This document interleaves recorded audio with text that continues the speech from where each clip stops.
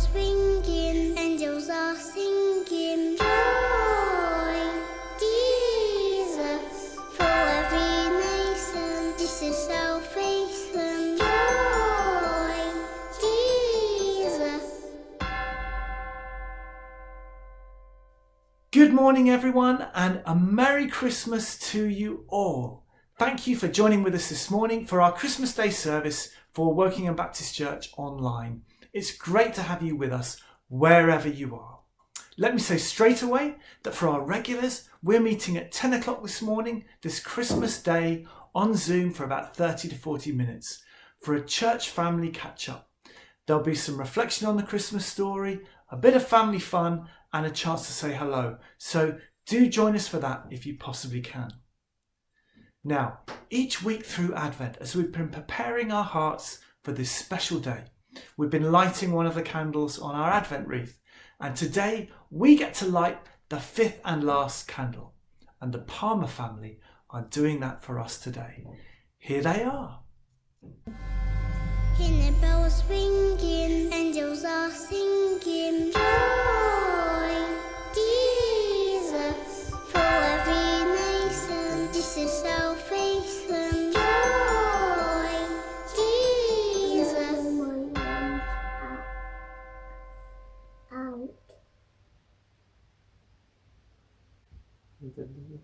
As we light this fifth Advent candle, we thank you, Lord, that Jesus coming at Christmas means God has made his home among us, and we have seen his glory full of grace and truth.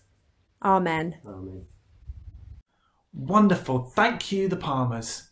The light is shining. God has made his home among us. Let's worship God as we join in this Christmas song. Hear the bells ringing. Angels are singing, celebrating that Jesus has come. Let's worship him.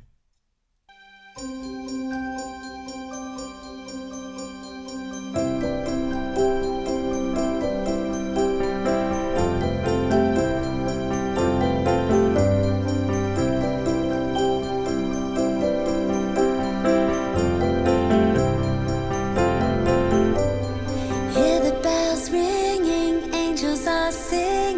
Joy, Jesus, for every nation, this is salvation. Joy, Jesus, our Creator, God the Author, came into His world. All His glory, all His splendor, laid aside for us. Hear the bells ringing, angels are singing. Joy, Jesus, for every nation, this is salvation. Joy, Jesus, to the poorest in the darkness came our King of light. To the humble in a stable on that starry night. Come and sing with me and celebrate the Savior's day. Come and give your heart and worship on the Savior's day. Hear the bells ringing, angels are singing. Joy,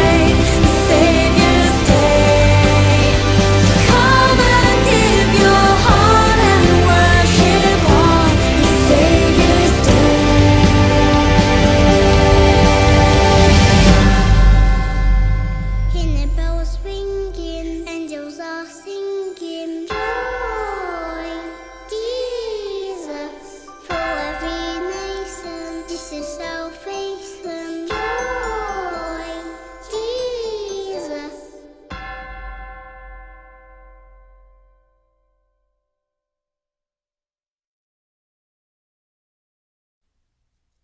Now, I think it's about time we reminded ourselves of the good news story we're celebrating today. Here from Bible Society is a nativity rhyme for Christmas time. It begins in Bethlehem.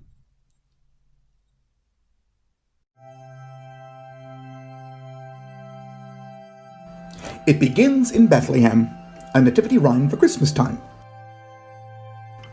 A woman called Mary was doing her chores when an angel arrived, but not through the doors. He simply appeared, and she dropped to the floor. "Hello, Mary," he said. "God is with you." "God is with me," she wondered. "But what does that mean? What's this all about? Is it some kind of dream?" The angel just smiled. "Don't be scared. Please don't scream. God is happy with you and will bless you. God knocks down the proud and lifts up the meek, and does mighty things for those who are weak, and blesses the ones whose service he seeks. So sing out his praise. He's amazing. You'll soon have a baby," the angel went on, "a quite special baby called Jesus, God's Son. The heir of King David, he'll sit on his throne, and his kingdom will last forever." "But how?" Mary asked. "I don't understand. I'm engaged to be wed, but he's not yet my man." "Trust God," said the angel. "He's got it all planned. His spirit will come upon you." All night Joseph tossed, all night Joseph turned. He just couldn't sleep. He'd only just learned that Mary was pregnant. What's more, she'd confirmed that the baby she bore was not his. "Joseph, don't worry. Joseph, don't weep. Lay down your head and go back to sleep. Mary's been faithful. Her love's strong and deep, and her baby is God's own son. He's the answer to all that the prophets have said, so keep your engagement, be glad, and be wed." And when Joseph woke up, that's just what he did. He took Mary to be his wife. One hump, two humps. The star watchers watched the stars go by, looking for secrets in the sky. And then they saw a special star away in the west, away off far. "A king's been born, that's what it means, Judea way, or so it seems." They climbed aboard their camel-y beasts and set off west from their homes back east. One hump, two humps, lumpity-lump. The star watchers went with a bump and a thump. One hump, two humps, lumpity-lump. The star watchers followed the star. At last their journey came to an end. They parked their camels in Jerusalem. Then they went to Herod, king of the nation, to ask him for some information. "O king," they asked, they were quite polite, "somewhere round here on this starry night, a brand new baby king abides. Can you tell us where this child resides?" "Star Watcher's friends," King Herod smiled, "in Bethlehem you'll find the child. Would you tell me where you find him, please? The exact address would put my mind at ease." Herod, of course, told them a lie. He'd already planned for the child to die. When he found the boy, that's what he'd do, so the Star Watchers left without a clue. The shining star led them to the place, a simple house, not some fancy space. And when they saw the little boy, they gave him a pile of special toys. Presents, rather, fit for a king. A bunch of shiny golden things, a spice called myrrh, a sort of perfume, while smelling frankincense filled the room. Then in the night, they had a dream that showed them Herod's evil scheme. So they never said where the boy's house lay, but went straight home by another way. One hump, two humps, lumpity-lump. The Star Watchers went with a bump and a thump. One hump, two humps, lumpity-lump. The Star Watchers followed the star. So what is the point of angels and shepherds and camels and stars, you say? Is it just a nice story to tell to the children to celebrate Christmas Day? It's not just a story. It's not just for kids. It's the hinge on which history swings. That Bethlehem baby grew into a man who challenged all powers and kings. He taught us that love is better than hate, that serving beats being in charge. He showed us the value of each human life, the little as well as the large. And then, on a cross, he died for us all, died to take all our wrongs away, and walked 3 days later right out of his tomb to turn death's dark night to day. And that is the good news the angels proclaimed. the heart of all Jesus would do. A new life for now, a new life forever. That's his Christmas present to you.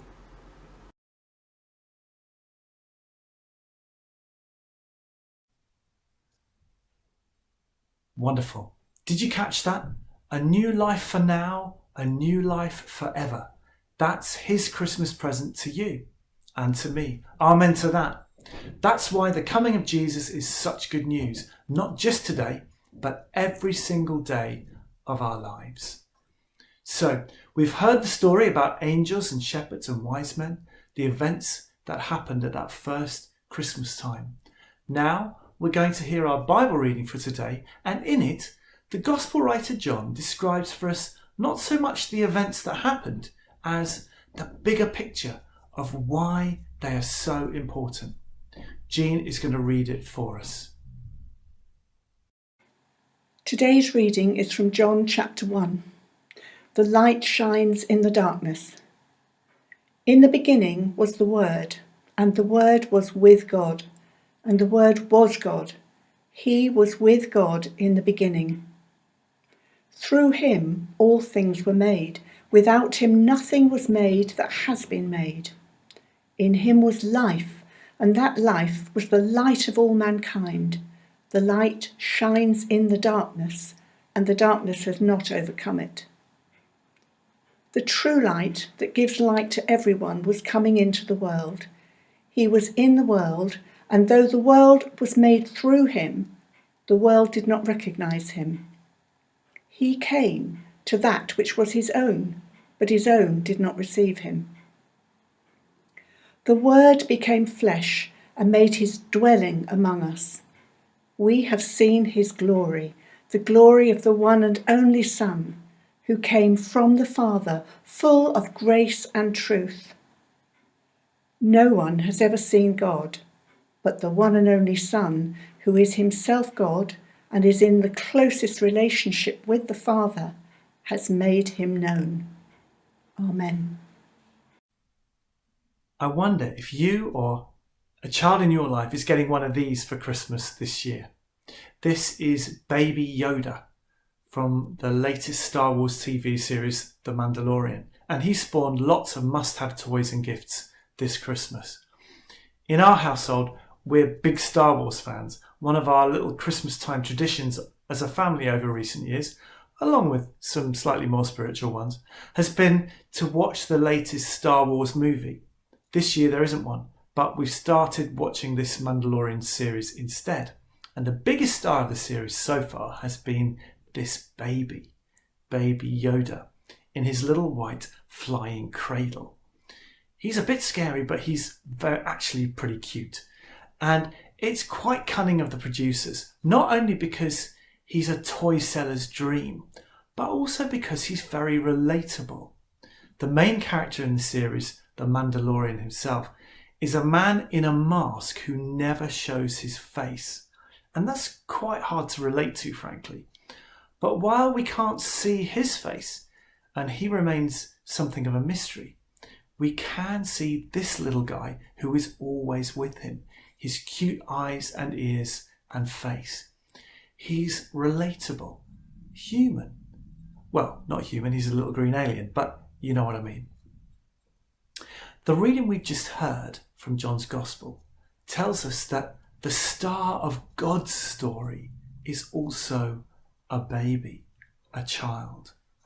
Reflecting on the coming of Jesus of Nazareth into the world, John declares, "No one has ever seen God, but the one and only Son has made him known." In the birth of Jesus, the unseen God has been made visible for us. He's been revealed, made tangible, touchable.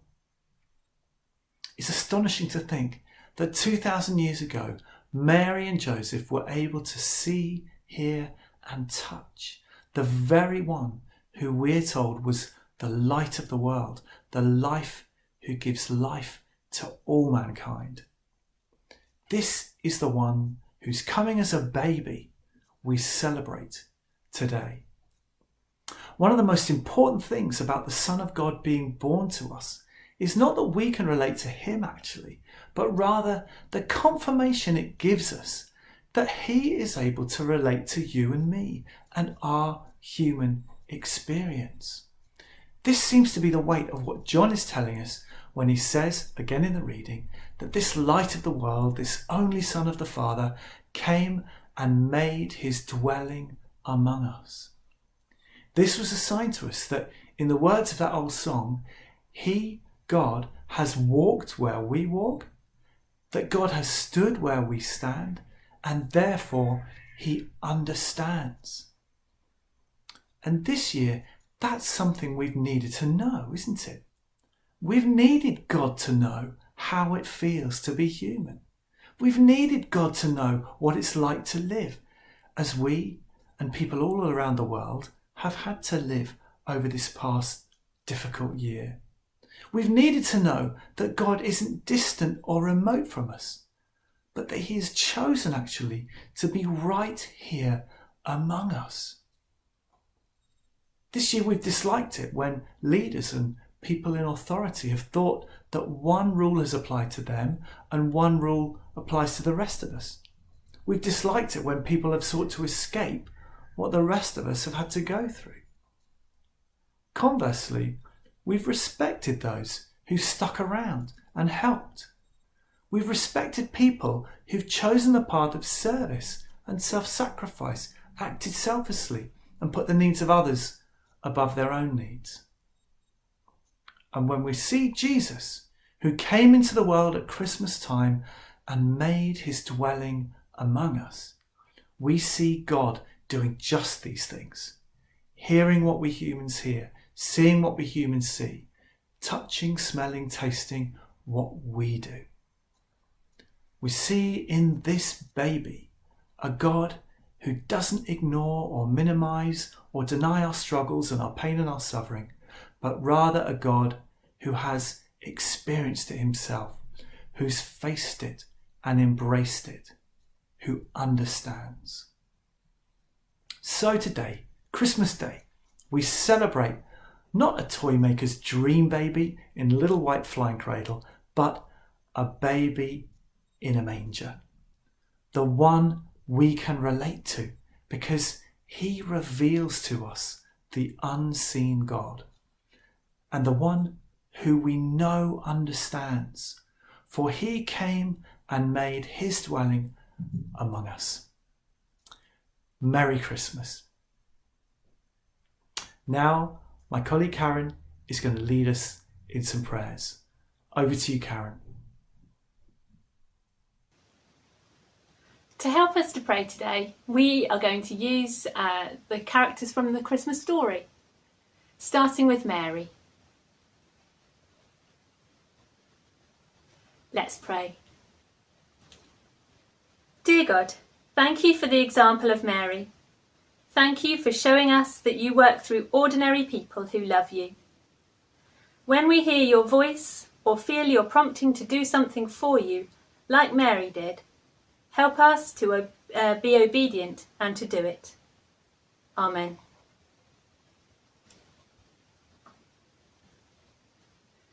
Next, Joseph. Let's pray. Dear God, thank you for the example of Joseph. Thank you that even though things were really confusing and difficult for him to understand, he trusted you. Help us in this difficult time to trust you too. Amen. Next, the angels. Let's pray. Dear God, thank you that you spoke to Mary and the shepherds through angels. Thank you that you still speak to people today. Help us to intentionally look out and listen for your direction and guidance as we seek to live our lives for you. Amen. And now the shepherds. Let's pray. Dear God, thank you for the shepherds who were just getting on with their daily lives, looking after their sheep, but who changed their plans after hearing about the baby Jesus from the angels and hurried to Bethlehem to worship him. Thank you for their enthusiasm and their openness to having their daily routine interrupted by you. Give us eyes to see and ears to hear when the plans that we've made need to change. Help us to see where you are at work and to join in. Amen.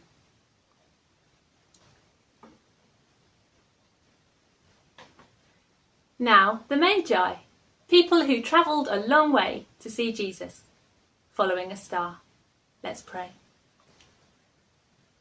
Dear God, thank you for the example of the Magi, these wise men, who even though they didn't really know where they were going, kept faithfully following the star until they found the one that they were looking for, Jesus.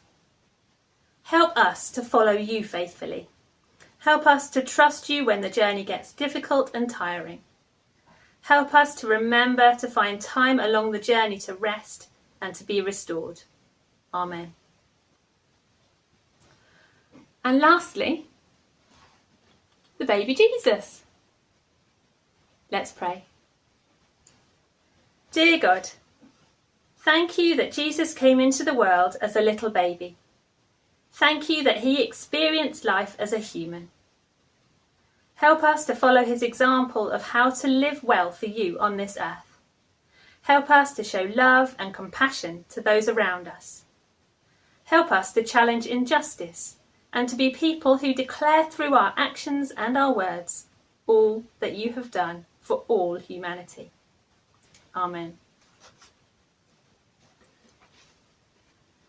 As our time together on this special day of celebration draws to a close, I have a final prayer of blessing for us all.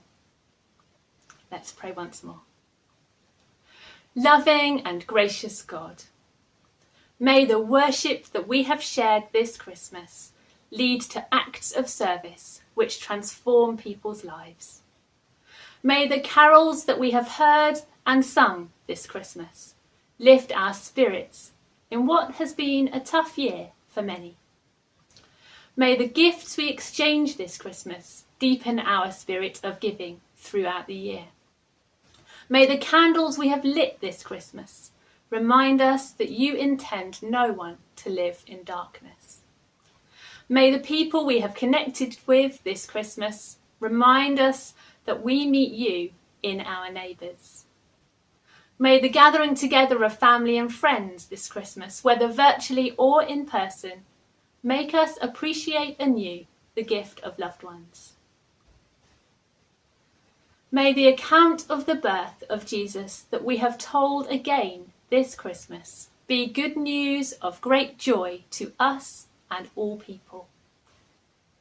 May the ways that you've come close to us this Christmas not be forgotten, but hidden in our memories as a rich resource to lift us when times are painful and humble us when things are going well. For you are our life, our light, and our salvation, this season and always, through Jesus Christ, our Lord. Amen. I hope you have a wonderful day. We're going to finish now with a carol.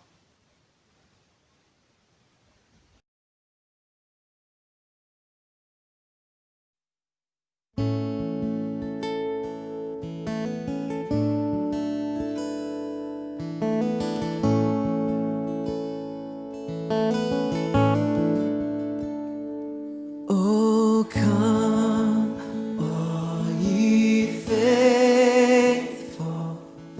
joy.